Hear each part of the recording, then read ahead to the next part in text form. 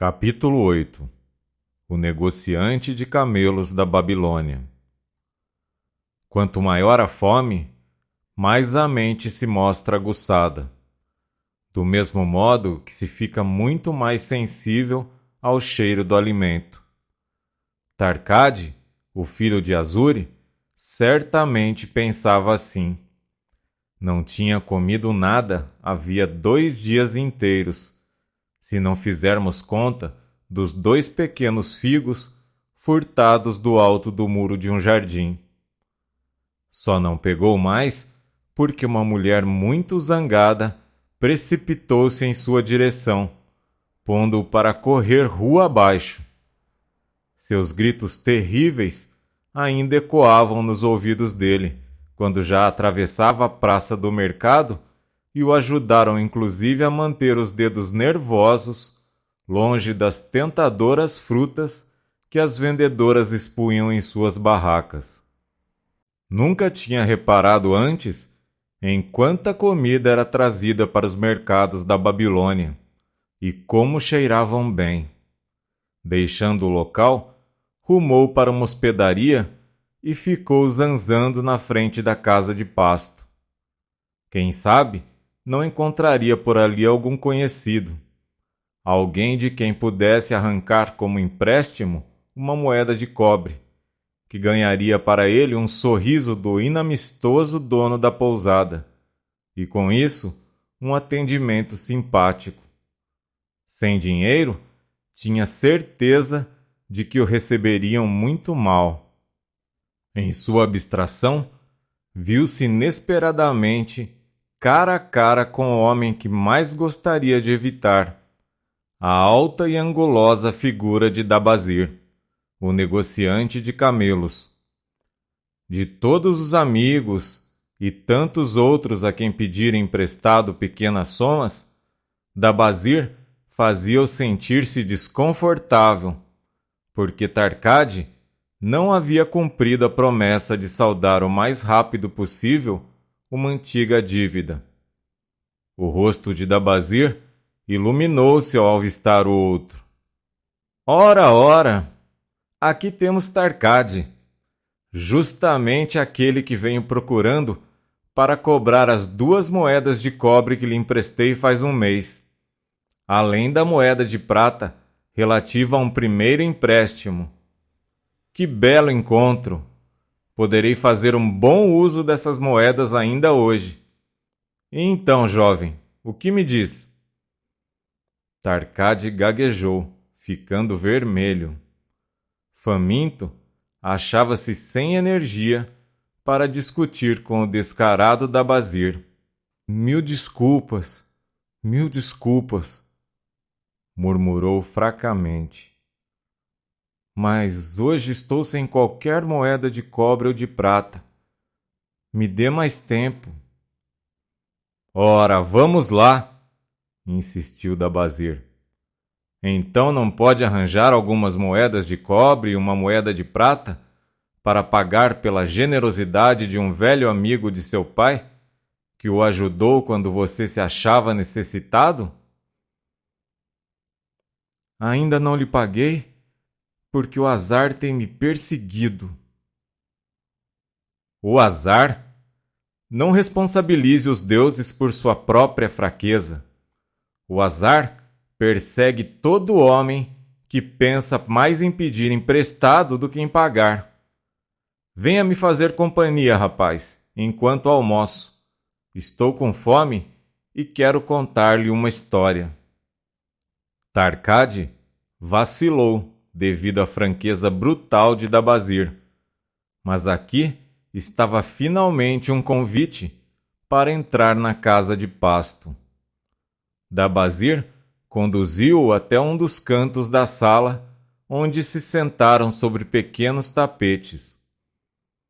Quando Causcor, o proprietário, apareceu sorrindo, o negociante de camelos dirigiu-se a ele com a familiaridade de sempre. Gordo lagarto do deserto, traga-me uma perna de cabra bem tostadinha com muito molho, pão e todas as verduras que tiver, pois estou com muita fome e preciso de muita comida. Não esqueça de meu amigo aqui.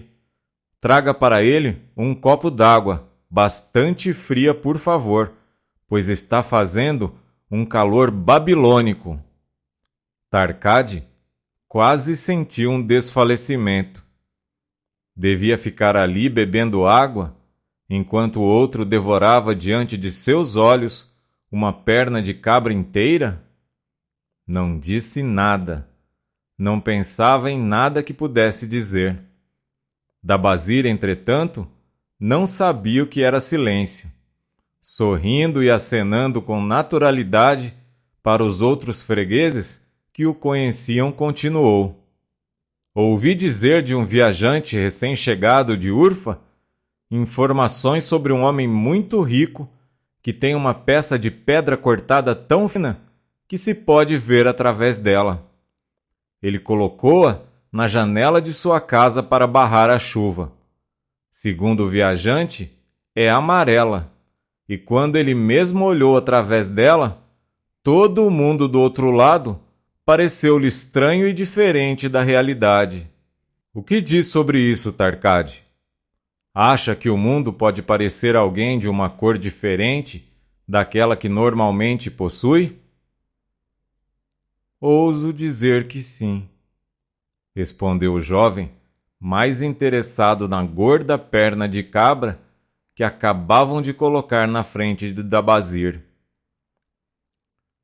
Bem sei que isso pode ser verdade, porque eu mesmo vi o mundo numa cor totalmente diferente daquela que ele geralmente apresenta.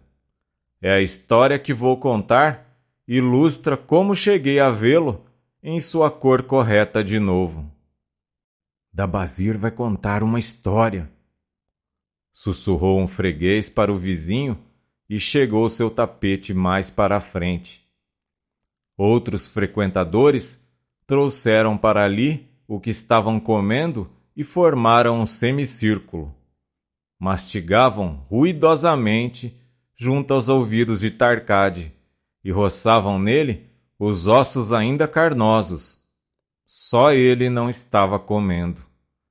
Dabazir não dividira sua refeição nem o encorajara a pegar um pedaço do pesado pão que, depois de cortado, tinha rolado da bandeja para o solo. A história que vou contar, começou Dabazir, fazendo uma pausa para dar uma mordida num bom pedaço de perna de cabra, tem a ver com o início da minha vida e de como me tornei um negociante de camelos. Alguém aqui sabia que já fui um escravo na Síria? Um murmúrio de surpresa correu toda a plateia improvisada, trazendo uma grande satisfação a Dabazir. Quando ainda jovem, continuou Dabazir, depois de um outro ataque furioso à perna de cabra, aprendi o ofício de meu pai, o fazedor de sandálias. Trabalhei com ele em sua loja e casei-me. Sendo novo e com habilidades ainda não inteiramente desenvolvidas, ganhava pouco, o bastante apenas para sustentar minha excelente mulher numa vida modesta. Eu ansiava por boas coisas que não tinha condições de obter. Logo descobri que os donos de loja tinham confiança em mim, se eu quisesse comprar fiado. Jovem e sem experiência, não sabia que aquele que gasta mais do que ganha está semeando os ventos da autoindulgência naturalmente desnecessária, de onde pode estar certo de que colherá turbilhões de problemas e humilhação.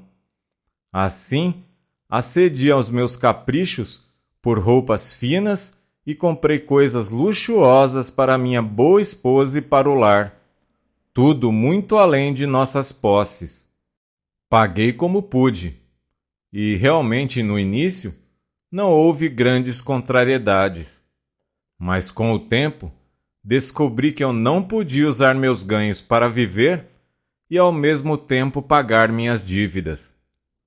Os credores começaram a me procurar para que eu saudasse minhas compras extravagantes, e minha vida tornou-se miserável. Pedia emprestado aos amigos, mas tampouco podia pagar-lhes. As coisas iam de mal a pior. Minha esposa voltou para a casa do pai, enquanto eu me decidia a deixar a Babilônia e buscar uma outra cidade onde um jovem pudesse encontrar melhores chances. Durante 2 anos, levei uma vida sem descanso e sem êxito, trabalhando para donos de caravanas. Daí, vi-me associado a um grupo de simpáticos salteadores que percorriam o deserto em busca de caravanas desarmadas. Essas ações eram indignas do filho de meu pai, mas eu estava vendo o mundo através de um vidro colorido e não me dava conta da degradação a que tinha chegado. Tivemos sucesso em nossa primeira viagem, capturando um rico carregamento de ouro, seda e outros objetos valiosos. Levei o saque para Ginir e esbanjei tudo. Não tivemos tanta sorte da segunda vez. Assim que espoliamos um novo grupo de mercadores, fomos atacados pelos lanceiros de um chefe nativo que recebia dinheiro para dar proteção às caravanas. Nossos 2 líderes foram mortos e o restante de nós foi levado para Damasco, onde fomos despojados de nossas roupas e vendidos como escravos. Fui comprado por 2 moedas de prata por um chefe sírio do deserto. Com os cabelos tosquiados e uma simples tanga para usar, não era assim tão diferente dos outros escravos. Sendo um jovem imprudente, achava tudo isso uma mera aventura. Até que um dia, meu amo me levou à presença de suas 4 esposas e disse-lhes que elas podiam, se quisessem, fazer de mim um eunuco. Somente então percebi como minha situação era realmente desesperadora. Esses homens do deserto eram ferozes e acostumados ao combate. Eu estava sujeito à vontade deles, sem armas e nem meios de escapar. Eu ficava apavorado quando essas 4 mulheres começavam a me examinar. Perguntava a mim mesmo se poderia esperar piedade por parte delas. Cira, a primeira esposa, era a mais velha das 4. Seu rosto não se mexia quando punha os olhos em mim. Desviava-me dela, meio descrente de minha sorte. A segunda esposa era uma desdenhosa beleza que me fitava com indiferença, como se eu fosse um verme da terra. As 2 mais jovens viviam rindo, como se tudo aquilo não passasse de uma excitante brincadeira. Pareceu durar um século a expectativa. Cada uma das mulheres dava a impressão de estar esperando pelas outras para decidir. Finalmente, Cira manifestou-se, dizendo friamente: Temos eunucos de sobra, mas poucos e incompetentes guardadores de camelo. Ainda não fui visitar minha mãe, que se acha doente, porque não confio em nenhum de nossos escravos para conduzir meu camelo. Pergunte a esse outro se ele sabe conduzir camelos. Meu amo então me perguntou se eu sabia lidar com camelos. Empenhando-me por ocultar a ansiedade, respondi: posso fazê-los ajoelharem-se, posso pôr-lhe as cargas, posso levá-los por longas viagens sem se cansarem. Se for necessário, posso consertar os arreios. O escravo sabe mais do que necessário, observou meu amo. Se for seu desejo, Cira, use este homem como seu guardador de camelos. Assim, fiquei sob as ordens diretas de Cira, e naquele dia conduzi seu camelo por uma longa viagem de visita à sua mãe doente. Tive a oportunidade de pedir-lhe que intercedesse por mim junto a meu amo e contei-lhe que não era um escravo de nascença, mas o filho de um homem livre, um honrado fazedor de sandálias da Babilônia. Contei-lhe muitas coisas a respeito de minha própria vida. Seus comentários me deixaram desconcertado e refleti muito sobre o que ela me disse. Como pode chamar a si mesmo de um homem livre, quando sua própria fraqueza o trouxe à condição em que se acha? Se um homem tem dentro de si a alma de um escravo, não é exatamente nisso que se transforma? Não obstante seu nascimento, assim como a água procura o seu nível? Se um homem tem dentro dele a alma de um cidadão livre, não se tornará respeitado e honrado em sua própria cidade, a despeito do seu infortúnio? Por mais de 1 ano fui um escravo e vivi com escravos, mas não podia tornar-me um deles. Um dia, Cira me perguntou: Por que fica sozinho em sua tenda, quando os demais escravos aproveitam a folga divertindo-se uns com os outros? Estou refletindo sobre o que a senhora me disse. Não acredito que tenho a alma de um escravo. Não posso juntar-me a eles. Portanto, devo me manter à parte. Eu também me mantenho à parte. Meu dote era valioso e meu senhor casou-se comigo por causa disso, mas ele não me deseja. Tudo que uma mulher almeja é ser desejada. Devido a isso e ao fato de ser estéril e não poder ter filhos, devo me manter à parte. Se fosse um homem, preferiria morrer a me tornar um escravo, mas as condições de nossa tribo reservam às mulheres o papel de escravas. O que acha de mim agora? Perguntei-lhe a queima-roupa. Tenho a alma de um homem ou a alma de um escravo? Você tem vontade de saldar as dívidas que fez na Babilônia? Sim, tenho vontade, mas não vejo como. Se deixar que os anos passem, sem fazer qualquer esforço para pagar, então você tem a desprezível alma de um escravo. O mesmo pode ser dito de um homem que não respeita a si mesmo. E ninguém pode respeitar a si mesmo se não paga honestamente suas dívidas. Mas o que posso fazer se sou um escravo na Síria? Permaneça como escravo na Síria, seu fraco. Não sou um fraco. Neguei vivamente. Então prove. Mas como? Seu grande rei não combate os inimigos de todas as maneiras que pode e com todas as forças que dispõe? Suas dívidas são seus inimigos. Elas correram com você da Babilônia. Você abandonou-as e elas cresceram no nível sufocante para você. Se as tivesse enfrentado como um homem, daria conta do recado e se veria admitido entre os concidadãos, mas não teve coragem de combatê-las. E seu amor próprio minguou tanto que agora você não passa de um escravo na Síria. Quanto mais pensava em suas duras acusações, mais elaborava frases defensivas para provar a mim mesmo que não era intimamente um escravo. Mas não tive tempo de usá-las. 3 dias depois, a criada de Cira veio me procurar em seu nome. Minha mãe acha-se novamente doente. Cele 2 dos melhores camelos do rebanho de meu marido. Providencie água e alimento para uma longa viagem. A criada abrirá as despensas para você. Carreguei os camelos, impressionado com a quantidade de mantimentos fornecidos pela criada, pois a mãe de Cira morava a menos de 1 dia de viagem.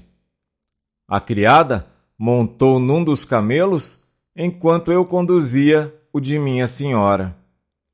Tinha acabado de escurecer quando chegamos à casa materna de Cira. Esta despediu a criada e disse-me: Dabazir, você tem a alma de um homem livre ou a alma de um escravo? A alma de um homem livre, insisti. Então chegou sua chance de prová-lo. Nosso dono está desmaiado de tanta bebida. E seus chefes não fizeram por menos. Pegue esses camelos e fuja. Nessa bolsa há roupas de seu amo, com o que você poderá disfarçar-se. Direi que furtou os camelos e fugiu enquanto visitava minha mãe doente. Você tem a alma de uma rainha, disse-lhe. Como gostaria de conduzi-la à felicidade. A felicidade não se acha à espera da esposa fugida numa terra distante, entre gente estranha, mas vá, e possam os deuses do deserto protegê-lo, pois o caminho é longo e escasso em alimentos ou água.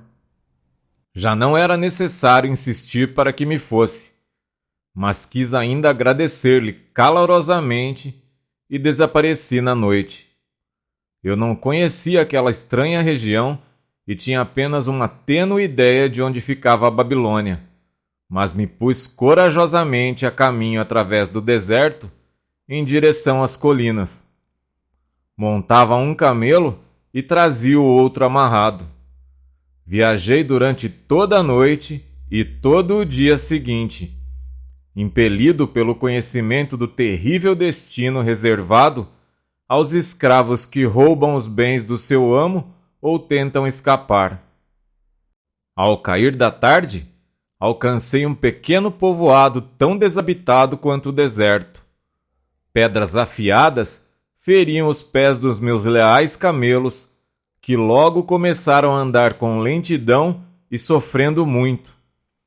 Não encontrei pelo caminho nenhum homem ou animal, e pude compreender por que evitavam essa terra inóspita. Era uma dessas viagens de que poucos homens conseguem sair vivos para contar. Arrastávamos-nos dia após dia. Água e alimentos esgotavam-se. O calor do sol era inclemente. No final do 9º dia, escorreguei do dorso de minha montaria, com a sensação de que estava fraco demais para tornar a montar e de que certamente morreria, perdido nessa região desabitada. Estendi-me completamente no chão e dormi, só acordando com as primeiras luzes da manhã. Soergui-me e olhei à volta. Havia um frescor no ar da manhã. Meus camelos espojavam-se no chão não muito longe dali. Em derredor, uma imensa região arruinada, coberta de pedras, areia e coisas duras. Nenhum sinal de água. Nada para comer, para homem ou camelo. Quem sabe, não encontraria ali o meu fim nessa quietude extrema? Minha mente nunca estivera tão aguçada. Naquele momento, meu corpo não parecia ter qualquer importância. Meus lábios ressequidos e partidos, minha língua seca e inchada, meu estômago vazio, tudo tinha perdido a suprema tortura do dia anterior. Eu olhava à minha frente, a desanimadora distância, e novamente veio até mim a pergunta: tenho a alma de um escravo ou a alma de um homem livre? Então percebi com clareza que se eu tivesse a alma de um escravo, entregaria os pontos. Deixar-me-ia ficar ali deitado no deserto e morreria, um merecido fim para um escravo fugido. Mas e se tivesse a alma de um homem livre? Certamente faria de tudo para voltar à Babilônia, pagaria aqueles que tinham confiado em mim, traria felicidade à minha esposa que realmente me amava e paz de espírito aos meus familiares. Suas dívidas são os seus inimigos que o puseram para correr da Babilônia, tinha dito Cira. Sim, é isso mesmo. Porque me recusara a ficar em meu chão como um homem? Por que permitira que minha esposa voltasse para a casa do pai? Então aconteceu uma coisa estranha. O mundo todo pareceu de uma cor diferente, como se eu tivesse estado olhando para ele através de uma pedra colorida, subitamente retirada. Via por fim os verdadeiros valores na vida. Morrer no deserto? Não eu. Com a nova visão, dei-me conta das coisas que tinha de fazer. Primeiro, voltaria à Babilônia e enfrentaria corajosamente todos os meus credores. Contaria a eles que, após anos de perambulações e infortúnio, estava de volta para regular todas as minhas dívidas tão rapidamente quanto os deuses me permitissem. Depois, daria um verdadeiro lar para minha esposa e me tornaria um cidadão cuja conduta encheria de orgulho meus pais. Eu caminhava sem sentir os pés firmes. Que importava a fome? Que importava a sede? Não passavam de incidentes no caminho para a Babilônia. Dentro de mim, agitava-se a alma de um homem livre, voltando à terra natal para conquistar seus inimigos e recompensar seus amigos. Eu vibrava com a resolução que tinha tomado. Os olhos turvos dos camelos brilharam ao timbre novo em minha voz rouca. Com grande esforço, depois de muitas tentativas, eles conseguiram sustentar-se sobre as pernas. Perseverantes, projetavam-se para a frente, em direção ao norte, onde algo dentro de mim dizia que iríamos localizar a Babilônia. Encontramos água, passamos por uma região mais fértil, onde topamos com relva e frutas. Descobrimos a pista para a Babilônia, porque a alma de um homem livre olha a vida com uma série de problemas por resolver e os resolve, enquanto a alma de um escravo não se liberta da eterna lamúria. Que posso fazer se não passo de um escravo? E quanto a você, Tarcade? O estômago vazio não lhe deixou a cabeça mais aguçada? Está pronto para pegar a estrada que pode trazer de volta seu alto respeito? Já pode ver o mundo em sua verdadeira cor? Não tem o desejo de pagar honestamente suas dívidas, por maiores que sejam, e tornar-se mais uma vez um homem respeitado na Babilônia? Os olhos do jovem ficaram úmidos. Ele se levantou resolutamente. Você me fez ver algo importante. Já sinto vibrar em mim a alma de um homem livre. Mas como se arranjou nos primeiros tempos do seu retorno? Perguntou um ouvinte atento. Onde há determinação, o caminho pode ser encontrado, respondeu Dabazir. Já me achava, então, determinado a fazer os planos corretos. Primeiro, visitei todos os homens a quem devia dinheiro, rogando-lhes indulgência até que eu pudesse ganhar o suficiente para saldar meus débitos. A maioria aceitou de bom grado minha proposta. Vários me insultaram, mas outros renovaram a oferta de ajuda. Um deles, Matom, o emprestador de dinheiro, ofereceu-me o verdadeiro socorro de que eu precisava. Informado de que eu tinha sido guardador de camelos na Síria, ele me enviou a Nebatur, o negociante de camelos, que acabava de ser escolhido pelo nosso bom rei para comprar muitos rebanhos de camelos saudáveis para uma grande expedição. Assim, pus à disposição de Nebatur todo o meu conhecimento sobre tais animais. Paulatinamente, tornei-me capaz de pagar cada moeda de cobre e cada moeda de prata. Pude, por fim, andar de cabeça erguida, sentindo-me um homem honrado entre os honrados cidadãos desta cidade. Dabazir fez uma pausa para sua comida. Causcor, seu caracol de uma figa! Gritou bem alto para ser ouvido na cozinha. A comida está fria. Traga-me mais comida do forno. Sirva uma generosa porção a Tarcade, o filho de meu velho amigo, que está faminto e comerá comigo.